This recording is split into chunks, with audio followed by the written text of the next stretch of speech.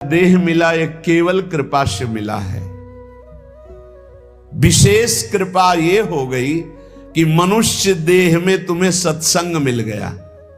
नहीं, कितने लोग हैं इस समय, कितने लोग सत्संग सुन रहे हैं? विचार करके देखो। 135-40 करोड़ जनसंख्या हमारे भारत की ही है। कितने लोग हैं? 1500 लोग होंगे, 2000 होंगे। कितने लोग सुन रहे हैं?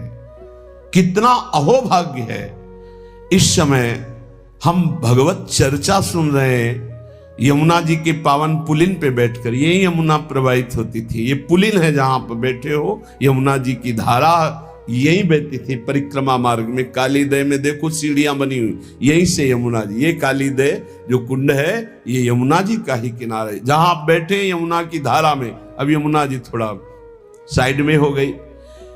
हमें वृंदावन में प्रिया प्रीतम की महान कृपा भरे सत्संग सुनने को मिल रहा है। ये विशेष कृपा। इस पर भी विशेष कृपा कि हमारी बुद्धि भजन करने के लिए सब कुछ त्यागने के लिए तैयार है। विशिष्ट कृपा, हमारी बुद्धि अब कह रही कि छोड़ो सब कुछ, भजन में लगो, भजन में लगो। इस सुअवसर को हाथ से मत जाने देना, नहीं तो कृपा का अपमान करने वाला केवल पछताता ही पछताता है। ये अहेतुकी कृपा हो गई है। तुम बड़े भाग्यवान हो अगर तुम्हारा मन श्री प्रिया प्रीतम के भजन में लग रहा है, तो तुमसे बड़ा कोई राजा नहीं है। दुखी मत हो। और जिनका भजन में मन नहीं लगा, भोगों में लगे, उनसे बड़ा कोई कंगाल नहीं। चाहे कोई कितना भी बड़ा धनी जमींदार, चाहे जितना बड़ा पदाधिकारी हो, यदि भगवान से विमुख है, धर्म से विमुख है, अधर्माचरण करता है और खूब ऐश्वर्य वैभव, तो उससे बड़ा कोई भिखारी नहीं, क्योंकि हाथ में कुछ नहीं लगेगा पाप के सिवा। आज तुम्हारा वास कमजोर है, तुम्हारे खान पान की व्यवस्था कमजोर है, तुम्हारा कोई साथ नहीं दे रहा है, संपत्ति भी नहीं है, लेकिन तुम प्रिया प्रीतम का नाम जप कर रहे हो, तो कह रहे तुमसे बड़ा कोई राजा नहीं है। तुम बहुत बड़े धनी हो। देख लेना समय पर जब ये फसल अपना रंग दिखाएगी।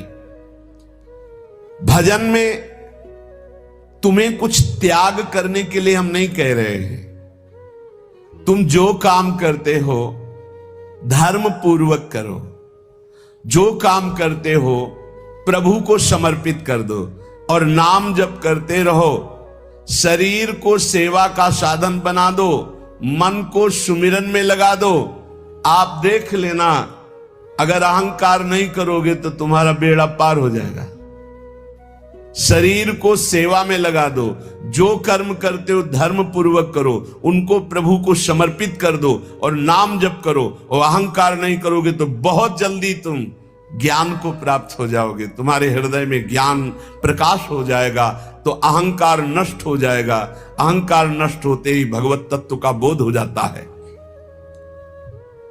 देखो, तुम्हें कहीं भागने की जरूरत नहीं है। मन की दिशा जो भोगों की तरफ है, उसे मोड़ करके प्रभु की तरफ लगानी है। तुम्हें जो ही प्रभु की तरफ अपने मन को, अपने मुख को मोड़ा, तो बिना साधन किए करोड़ों जन्मों के पाप नष्ट हो जाते हैं। सन्मुख हो ही जीव मोहि जब ही, जन्म कोटि अघ नाशो तब ही। जे ही जीव भगवान के सन्मुख हुआ, मन को मोड़कर प्रभु की तरफ किया, राधा राधा, करोड़ों जन्मों के पाप नष्ट होने लगते हैं। जिनका भोगों की ओर मन है, चिंता, शोक, भय, दुख, जन्म, मृत्यु ये नहीं हटेगा। चाहे जितना रुपया जमा कर लो, चाहे जितना भोग लो, चिंता, शोक, भय, मृत्यु ये तुम्हें सताते रहेंगे। नरक के निंदनीय गर्त में तुम्हें गिरना पड़ेगा, महान दुख भोगना पड़ेगा। इसलिए तुम पर भगवान की कृपा हो गई है। मनुष्य शरीर, सत्संग, भजन की महिमा अब आप अपने ऊपर कृपा कर लो कि भजन में मन को लगाओ। विश्वास करो, अपने को जो भजन में लगाता है मानो पग पग पर अपनी सुरक्षा कर रहा है, पग पग पर अपने को सुख की तरफ ले जा रहा है। और जो अपने मन इंद्रियों को भोगों में लगा रहा है तो पग पग पर अपने को फंसा रहा है, वो दुख भोगने की तरफ जा रहा है। देखो, भगवत कृपा बरस रही है, सब तरफ से कृपा बरस रही है, तुम्हारे ऊपर अपार कृपा हो गई है। बस तुम इस कृपा का परिचय करो और इस कृपा के परिचय को प्राप्त करके डूब जाओ। हमारे ऊपर अपार कृपा श्री जी की। भगवत प्राप्ति के लिए ये बहुत अनिवार्य है कि इस कृपा का आदर करो। जो जो आपके ऊपर कृपा हुई उसको वर्ण करो। कितनी कृपा। ये देखो, वृंदावन में बैठ करके भगवत चर्चा, कथन, श्रवण, नाम कीर्तन, पद गायन, संत दर्शन, भगवत दर्शन, कितना सौभाग्य। जगत को सुधारने वाली बात भी अपने मन में मत लाओ। तुम ठेकेदार नहीं हो जगत के, पहले तुम सुधरो तब बात समझ में आएगी। तुम्हारा सुधार हुआ कि जगत को सुधारना नहीं, ये सब भगवत स्वरूप है। पहले तुम सुधरो। और प्राय ये होता है कि हम जगत सुधारने की बात, जहां थोड़ा परमार्थ बना तो हम दूसरों को सुधारने की बात सोचने लगते हैं। पहले तत्व तक पहुंचो, पहले बोध प्राप्त करो, नहीं तो बीच में अगर पूरे सच्चे खिलाड़ी नहीं हो तो माया के पार्षद टांग मार के अपने पक्ष में गिरा लेंगे और तुम अपने पक्ष में पहुंच नहीं पाओगे। इस जगत को प्रभु स्वरूप समझो और अपने आप को प्रभु के चरणों में न्यौछावर करके चुपचाप दीन बन के अपने को छुपाते हुए दीन बंधु के सुमिरन में खो जाओ। जो थोड़ी भक्ति करके लोगों में परिचय बनाना शुरू कर देते हैं कि मैं भगत हूं, मैं अमुक अनुष्ठान कर रहा हूं, मैं अमुक अमुक साधना कर रहा हूं, बिकने लगते हैं। याद रखो, वो प्रभु की प्राप्ति के पथ से बहुत ही भटक जाते हैं। प्रभु के प्रेम रंग को प्राप्त करने के लिए जब तक भगवत प्राप्ति ना हो जाए तब तक परिचय को छुपा के रखना चाहिए। अपना परिचय कोई न जान पावे कि मैं कौन हूं, क्या हूं, कैसा हूं। जितना तुम परिचय छुपाओगे अपना, उतना परिचय प्रभु अपना प्रकाशित कर देंगे आपके सामने। और जितना आप अपना परिचय बढ़ाओगे उतने प्रभु अपना परिचय छुपाते चले जाएंगे। सिद्धांत को समझ लो। जितना आपका परिचय छुपेगा उतना ही आप अपना परिचय प्रकाशित कर देंगे, और जितना आप अपना परिचय प्रकाशित करेंगे उतना ही आप अपना परिचय छुपा लेंगे। प्रभु याद रखो, तुम्हारे ऊपर कृपा निरंतर बरस रही है। कृपा चारों तरफ से घेरे हुए है। कोई क्षण भी ऐसा ना जाए जिसमें तुम कृपा सिंधु प्रभु का विस्मरण कर दो। स्मरण परायण रहे, एक भी क्षण स्मरण के बिना ना जाए। कोई भी क्षण ऐसा नहीं जिसमें तुम विस्मरण करो। सावधान, तुम्हारे ऊपर अपार कृपा है। इसी जन्म में भगवत प्राप्ति कर लो। हम 40 वर्ष की स्मृति को देख करके कह रहे हैं, क्योंकि खास स्मृति जो जागृत हुई इसमें बड़ा परिवर्तन, 40 वर्ष में बड़ा परिवर्तन। आगे अगले जन्म में क्या हमको भजन करने के लिए अवसर मिलेगा पता नहीं, कितना विघ्न आ जाएगा। इसलिए तुम वंचित न रह जाओ भगवत प्राप्ति से, नहीं तो बहुत दुख भोगना पड़ेगा। तुम अपनी प्यारी से प्यारी वस्तु जो है, प्यारे से प्यारे जो संबंध है, उनमें झांक कर देखो। प्यार है तो प्रभु से है। अगर प्रभु शरीरों से निकल जाए तो कोई शरीर से प्यार नहीं करेगा, चाहे पत्नी हो, चाहे पुत्र हो, चाहे कोई प्यारा हो। तुम उसी प्यारे से प्यार करो, निहाल हो जाओगे। सचमुच विश्वास करो, वो सामने नहीं आ रहा पर वो छुप छुप कर आपको बहुत प्यार कर रहा है। सब मम प्रिय, सब मम उपजाए। सच्ची सच्ची सच्ची बहुत प्यार करते हैं प्रभु, बहुत प्यार करती हैं प्रियाजू।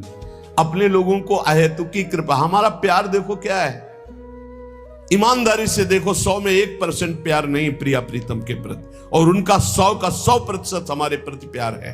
देख लो कहां हम कौन हैं, कैसे हैं, आज भी कैसे हैं, और उनकी कृपा कहां बैठा ले, क्या कर रही कृपा उनकी, कितना अमोघ। हम कर रहे हैं तो बुरा ही कर रहे हैं, और वो कर रहे हैं तो कृपा ही कृपा। हम सो ना बिगाड़न को, तो सो ना समारन को, तो ही मोई परी होड़। जब ये बात हम देखते हैं तो रोना आता है, कहां उनकी अपार कृपा और कहां हमारी नीचता। वो अज्ञात रूप से आपको दुलार कर रहे हैं, वो तुम्हें कभी एक क्षण के लिए भी नहीं छोड़ते। तुम केवल निरंतर स्मरण करो तो तुम्हें दिखाई देगा कि उनका परम अभय कर कमल तुम्हारे सर पर रखा हुआ है। अब किसके आशीर्वाद की मांगने की जरूरत है?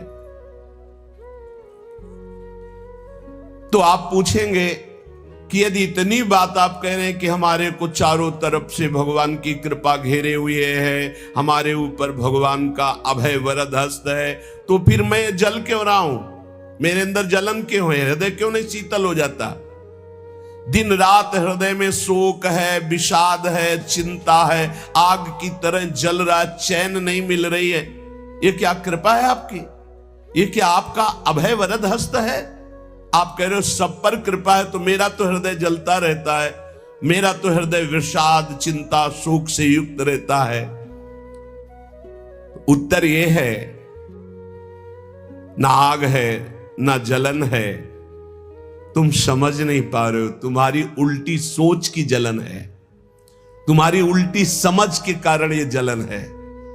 अगर समझ जाओगे तो निहाल हो जाओगे। तुम्हारी उल्टी चाल है, दुख की तरफ चल रहे हो, असत का चिंतन कर रहे हो, जो जलन है उसका चिंतन कर रहे हो, उसमें फंसे हो, इसलिए जल रहे हो। क्या होगा? इतनी संपत्ति से क्या होगा? इतना हो जाए तो आज तक कोई ऐसा मिला हो कि हाथ उठा के भगवान से कह दिया हो कि बस अब मत देना, संपत्ति हमारे लिए पर्याप्त है? कभी नहीं। 100 तो हजार, हजार तो लाख, लाख तो 10 लाख, 10 लाख तो करोड़, करोड़ से अरब, अरब से खरब। कितना मर जाओगे, एक चवन्नी तुम्हारे हाथ नहीं जाएगी, 25 पैसे हाथ नहीं जाएंगे। बस ये सोच तुम्हारी तुम्हें नरक ले जाएगी, तुम्हारी दुर्गति कर देगी। यही तुम्हारे जलन का कारण है। जलन का कारण भगवान नहीं है, जलन का कारण और कोई व्यक्ति नहीं है, जलन का कारण आपकी सोच है, आपका चिंतन है, आपका भाव है। इसी भाव को, जो मलिन भाव है, भगवत भाव में लगा दो, अभी आनंद में डूब जाओगे। आपका चिंतन। 2 ब्राह्मण बैठे हुए थे पास, एक भगत आया, उसने कहा आज हमें 2 ब्राह्मण भोजन कराने हैं, आप चलेंगे? बोले हाँ हाँ। गए, अच्छे से भोजन पाया, बाहर निकले, 11-11 रुपया देके पैर छुआ। तीसरा ब्राह्मण दूर खड़ा देख रहा था, तो एक ब्राह्मण मुस्कुरा रहा था जो प्रसाद पाके आया था, और दूसरा जल रहा था। तीसरे ब्राह्मण ने पूछा कि आप मुस्कुरा क्यों रहे? दूंगा यार, आज तो भोजन की भी शर्मिति। सा महात्मा सुदुर्लभा, जो महान आत्मा ऐसा देखता है कि सब भगवान, केवल भगवान, पूरे के पूरे भगवान, मत्ता पर तरब नान्यत किंचिदस्ति धनंजय, किंचन मात्र कुछ और नहीं, वो भगवान की कृपा से परमानंद में डूबता है। चलो, यदि तुम नहीं सुधर सकते, नहीं छोड़ सकते, तो जो होता है होने दो, तुम नाम को पकड़ लो। तुम्हारे रोकने से न मन रुक रहा है, न इंद्रियां रुक रही, न बुरे आचरण रुक रहे हैं। छोड़ो, रोकने की बात छोड़ो, पकड़ो, नाम को पकड़ो। राधा राधा राधा। अपने आप घृणा ना हो जाए तो हमसे बता देना, अपने आप घृणा हो जाएगी, पक्का हो जाएगी। बड़े बड़े विषयी पुरुषों को ऐसी घृणा हुई कि जीवन में लौटकर कभी भोगों की तरफ नहीं देखा, जीवन में लौट करके ऐसे आसक्त भोगी पुरुष, और जिस समय नाम का कृपा प्रसाद चढ़ा तो लौट करके नहीं देखा उन भोगों की तरफ। तुम तो बस अपने मंगलमय प्रभु के चिंतन में चित्त को जोड़ दो, फिर देखो कैसा परिवर्तन होता है। तुम किसी स्थिति की खास कल्पना मत करो, निश्चिंत हो जाओ। तुम नाम के जपने में चित्त को जोड़ दिया तो ऐसे सुख के प्रवाह में पड़ोगे, तुम्हें पता ही नहीं है कि कितना सुख नाम जापक को मिलता है। अगर नाम जप नहीं करोगे तो तुम्हें पता है तुम सुख के लोभ में ऐसे भयानक जगह गिरने जा रहे हो जहां से तुम्हें केवल केवल हरि बचा सकते हैं, दूसरा नहीं। बड़ा सुंदर दिखाई दे रहा है, बड़ा लुभावना सुखद दिखाई दे रहा है, लेकिन भगवान से विमुख होकर जब इसको भोगने जाओगे तो ऐसा फंस जाओगे कि निकलना मुश्किल हो जाएगा।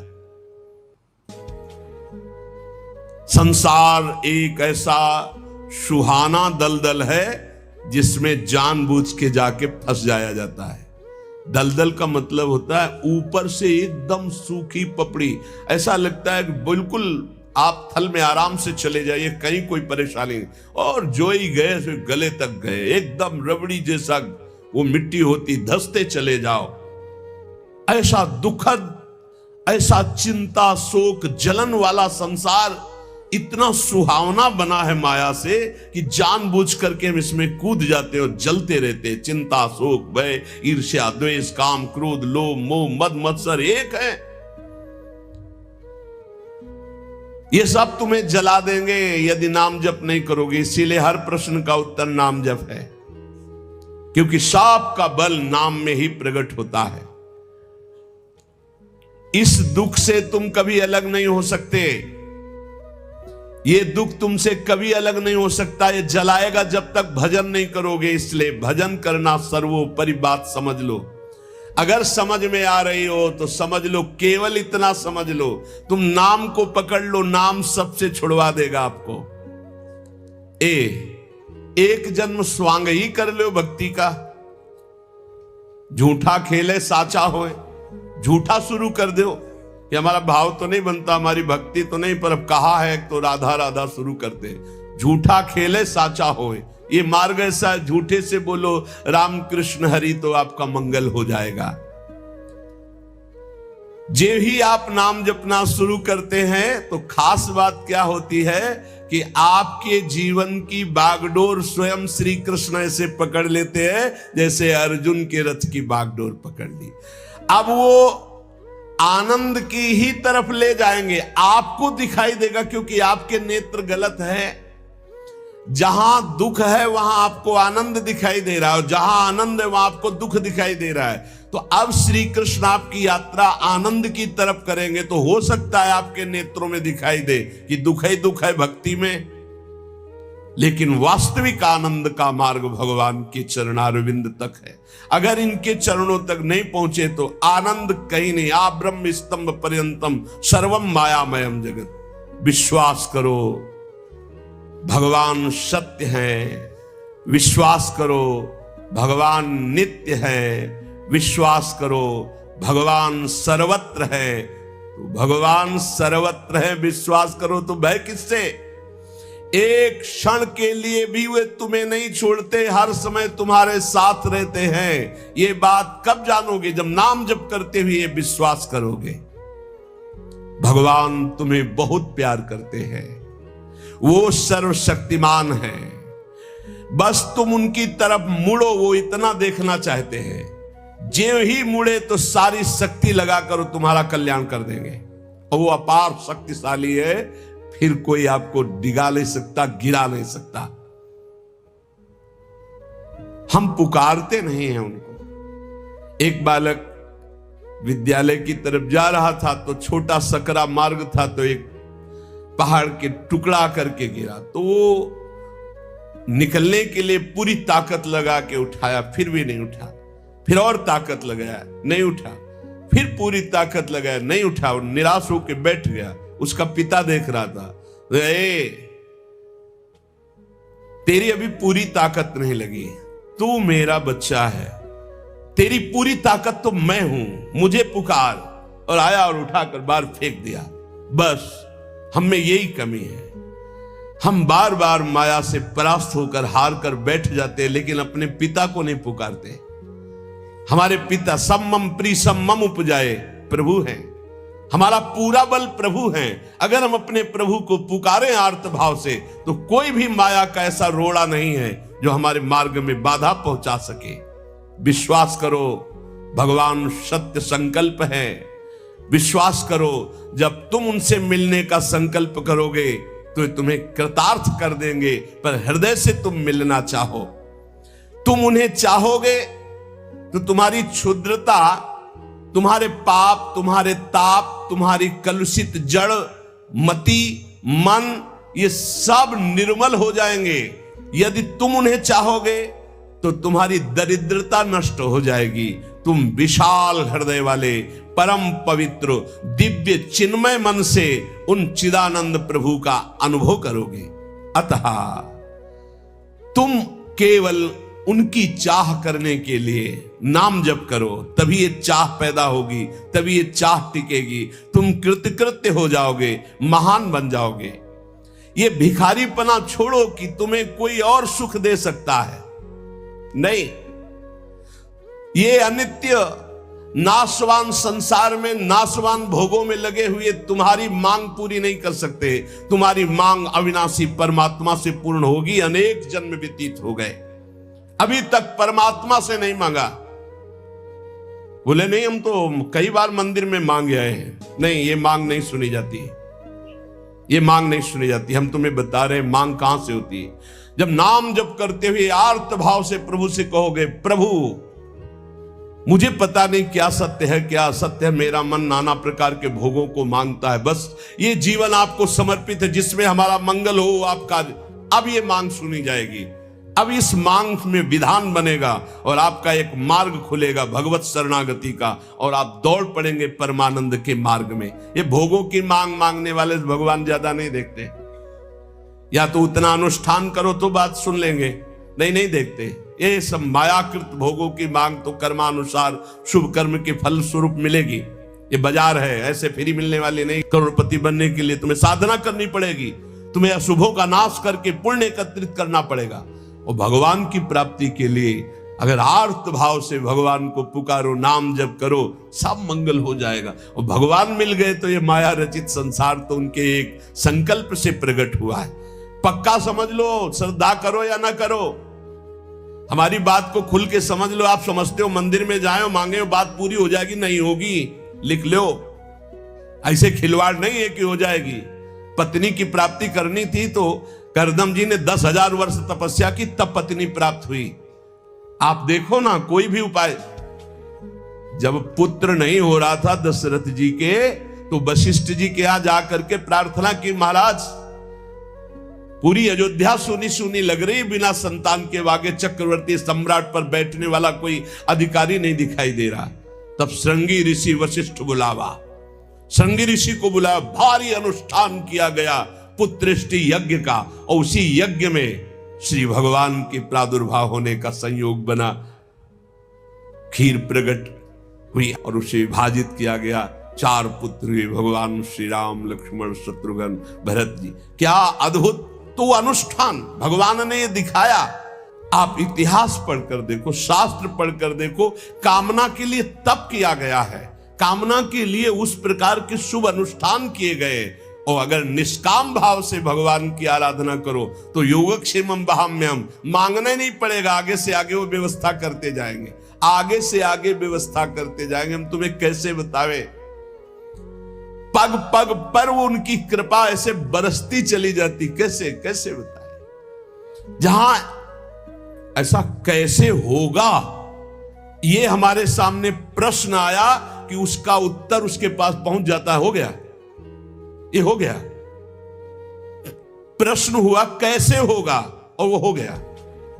अरे कर तुम अन्यथा कर तुम, हम प्रभु की शरण में हैं, उनके वचन कभी झूठे हो सकते हैं। कहते हैं अनन्यश्चिन्तयन्तो माम ये जनाः पर्युपासते तेषां नित्याभियुक्ता नाम योगक्षेमम वहाम्यहम्। मैं स्वयं वहन करता हूं, अप्राप्ति की प्राप्ति कराता हूं, क्षेम की रक्षा करता हूं। किनको? जो केवल मेरा चिंतन करते हैं। फिर आपको चिंता की बात नहीं, और आप चिंता